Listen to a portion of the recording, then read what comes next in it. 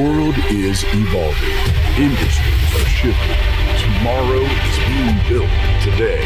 Transformation is unfolding at a rapid pace. Innovation is at the heart of everything.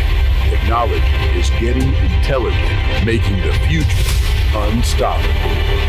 Modernization is transforming everything we engage with today, pushing limits, redefining what's possible. Modernization is here. The time to lead is now.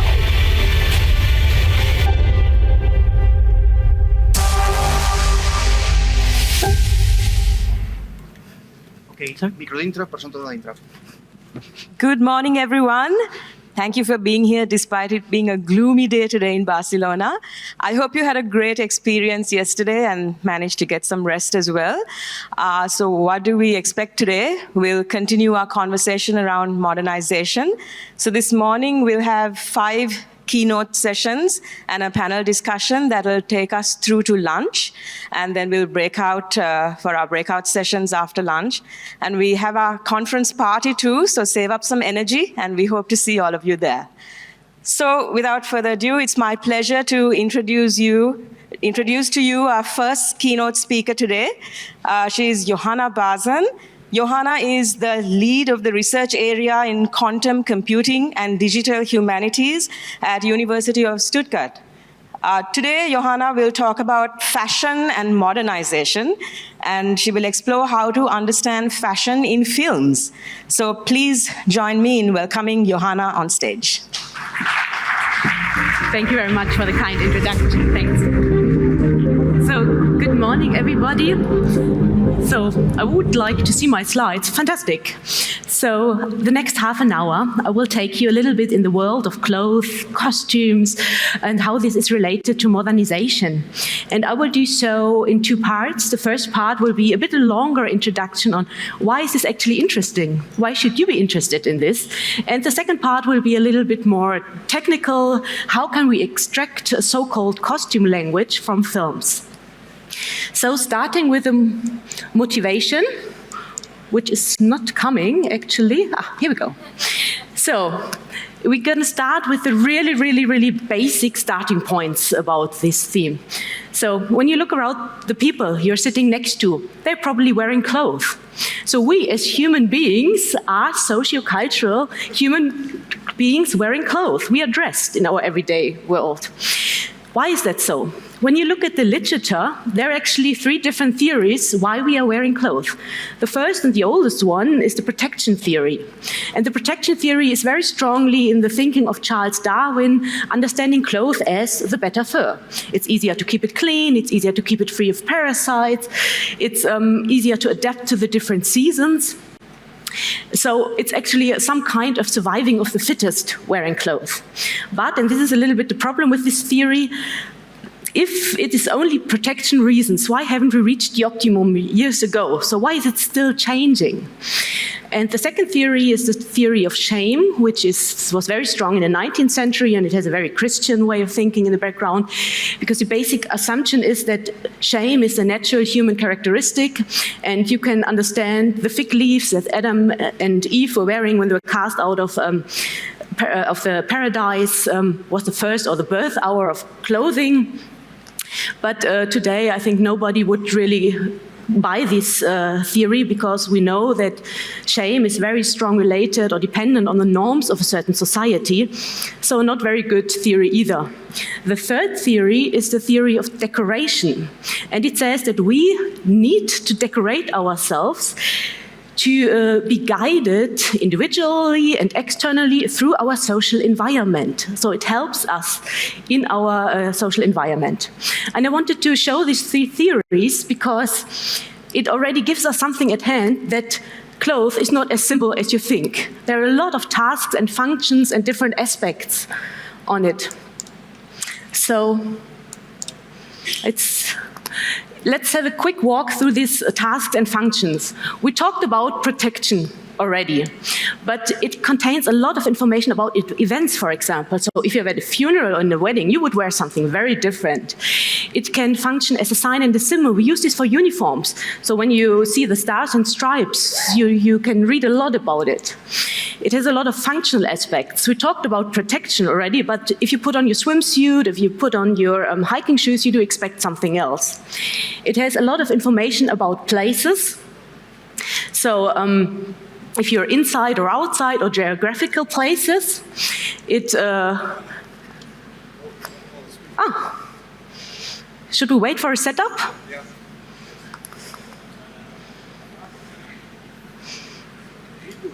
Reboot, yes.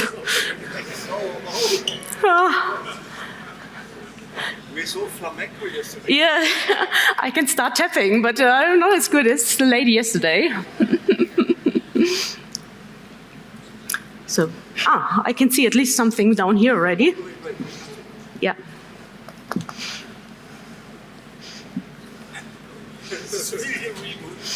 Is this a reboot of my time too? Don't worry.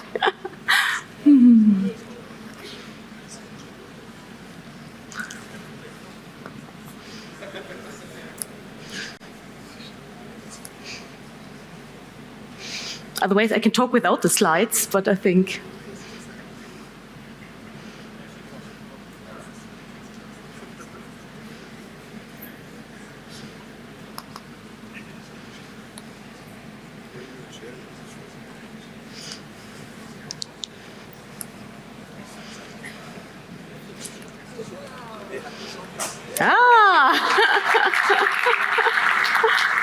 So we talked about places as the last point.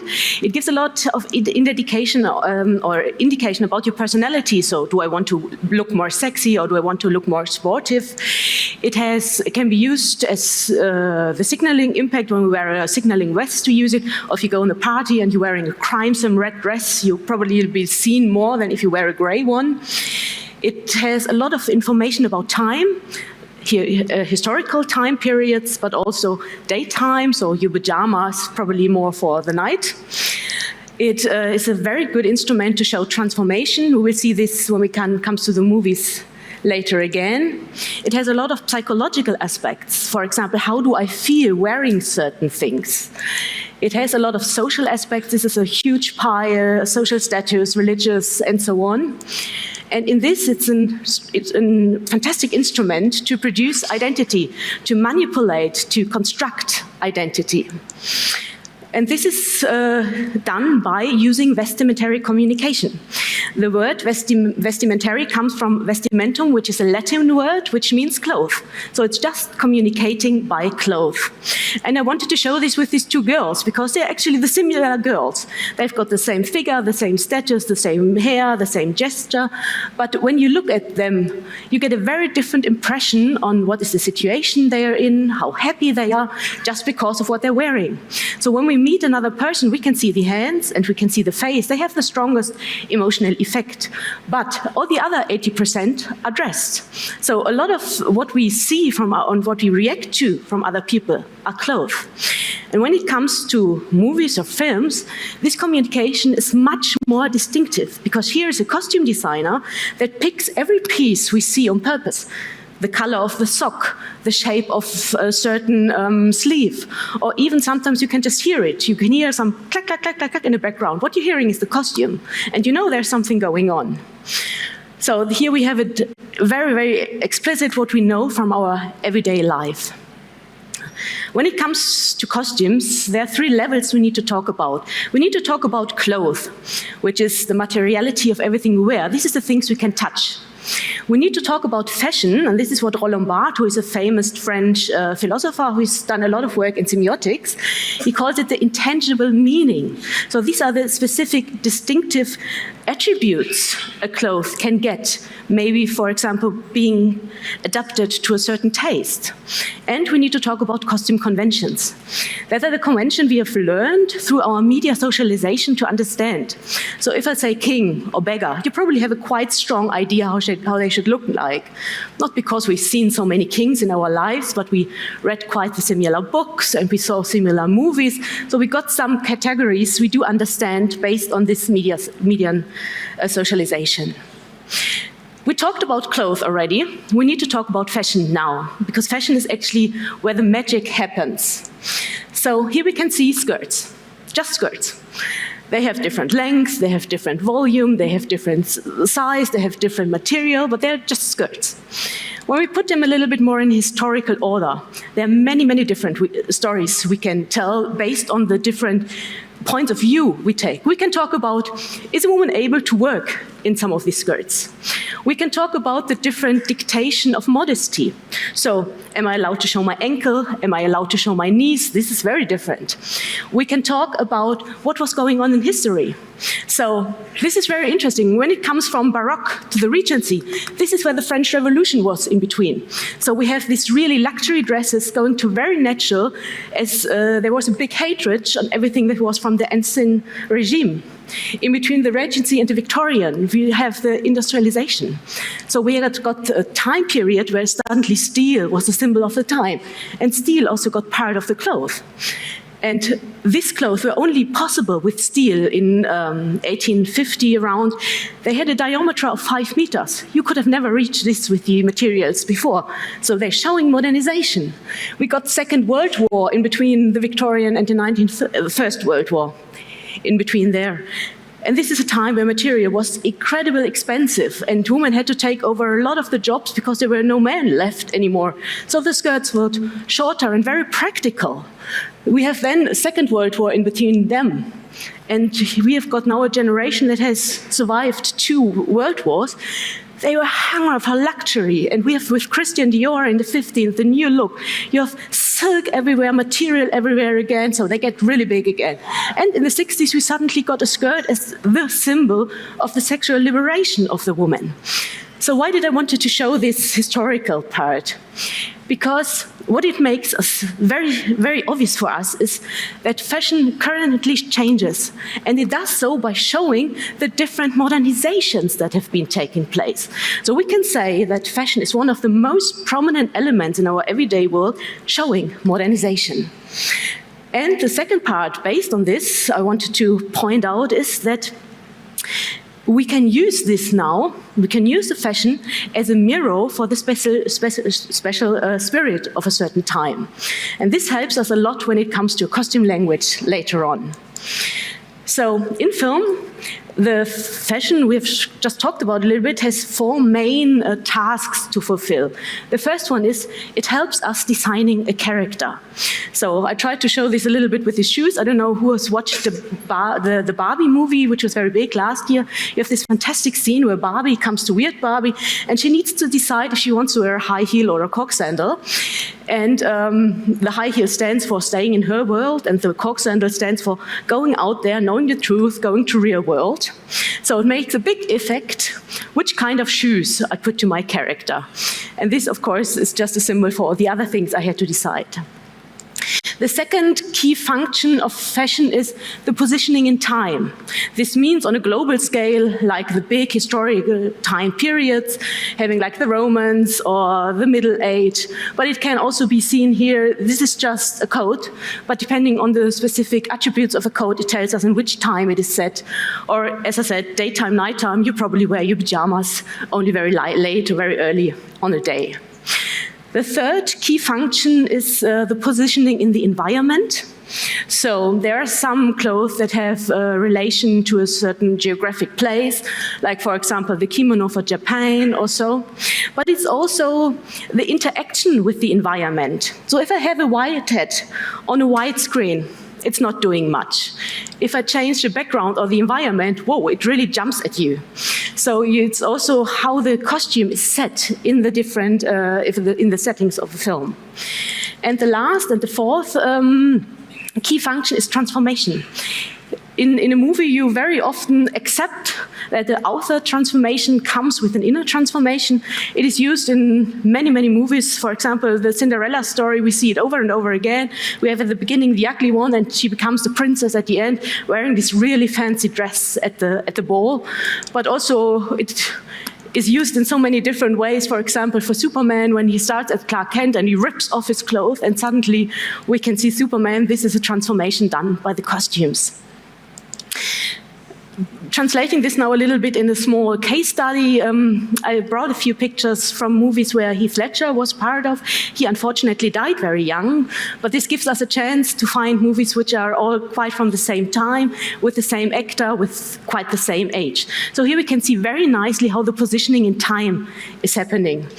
We have him down here wearing an armor, so we know, this must be somewhere in the Middle Age. We have him up here wearing the uniform of the Continental Army. So it must be around the time where the American War of Independence is. And over here we see him wearing a red uniform. This must be also, it must be from the British then.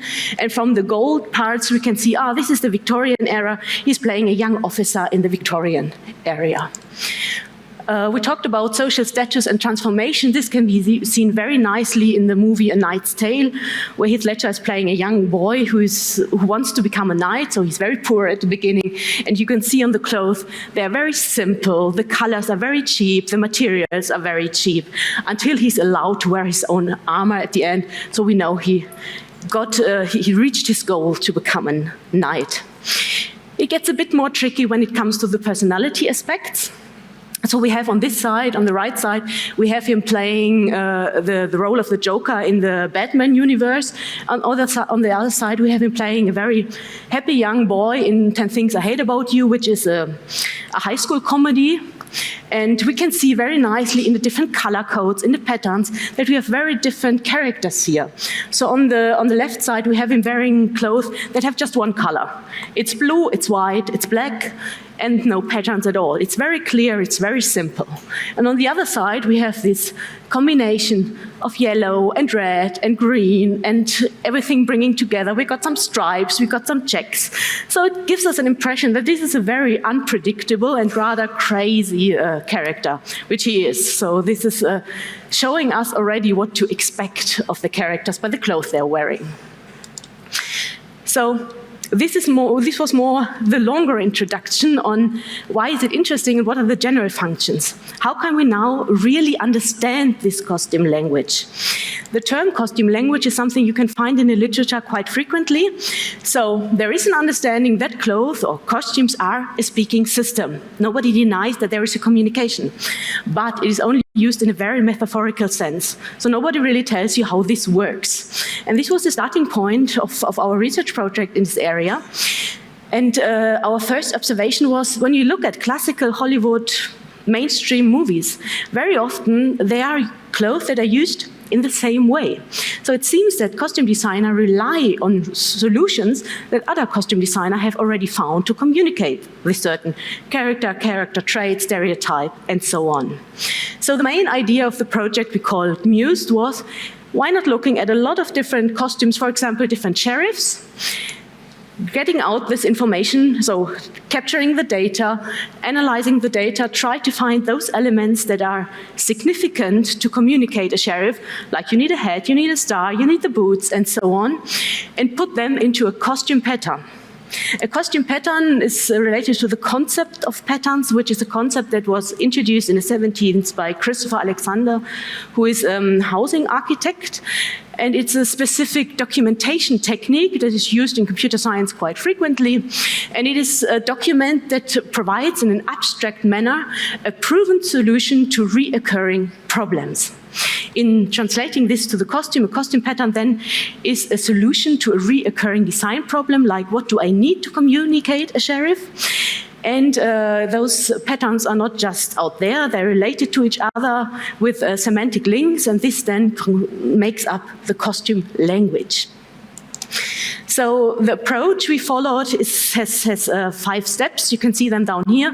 First of all, we needed to think about how can we describe a costume in detail. We needed to decide which films do we want to look at. We needed to create a repository where all the information is captured, perform some analysis, so we can transfer the information into the costume patterns. And we look at these steps now a little bit more in detail.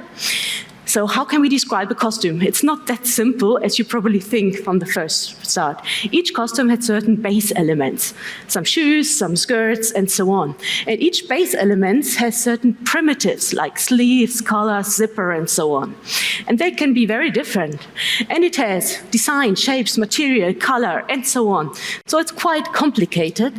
And what we started off is with building huge taxonomies on all those parts.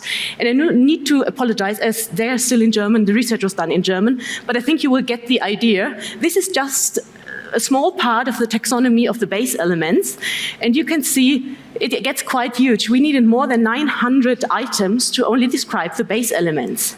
When it comes to the other things, like primitives, shapes, materials, we build all the taxonomies, we put them together to a huge ontology. And this needed more than 3,000 items to really have the basis describing a costume in all the potential relevant aspects. It gets a bit more complicated because we needed operators too, as the clothes are worn in a certain ordering.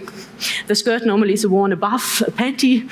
There can be some cases where it's not, but most of the time it's like this. So we needed also some operators. We have now all the items to describe a costume. We needed to look at, find some criteria on which movies do we want to look. So we first of all needed to decide on certain genres. And as we are interested in the potential reoccurrence of costume, we needed genres where we have quite similar figures. And so we decided for fairy tales, high school comedy, and Western movies. And we picked 20 films out of them. That doesn't sound too much, but we will see this is quite a lot of costumes. Based on the box office numbers and ranking lists, because we wanted to pick those movies that have the biggest effect on the social media, on the media socialization, as a lot of people have seen them. So this was our criteria. And they are then captured in our Moose repository. It's just a quick screenshot on where we can see the overview of the different films. Here you can see a little bit how those costumes are captured. It's very cumbersome because we need to take all the details of each costume. And up here we can see a little bit where we are standing. So we've got more than 5,000 costumes at the moment. This is more than 30,000 base elements already. It's more than 60,000 primitives. And when it comes to color and material, this is nothing you want to do in the analysis with an Excel sheet anymore. So the next step is then our performing the analysis on the data we have on the costumes now.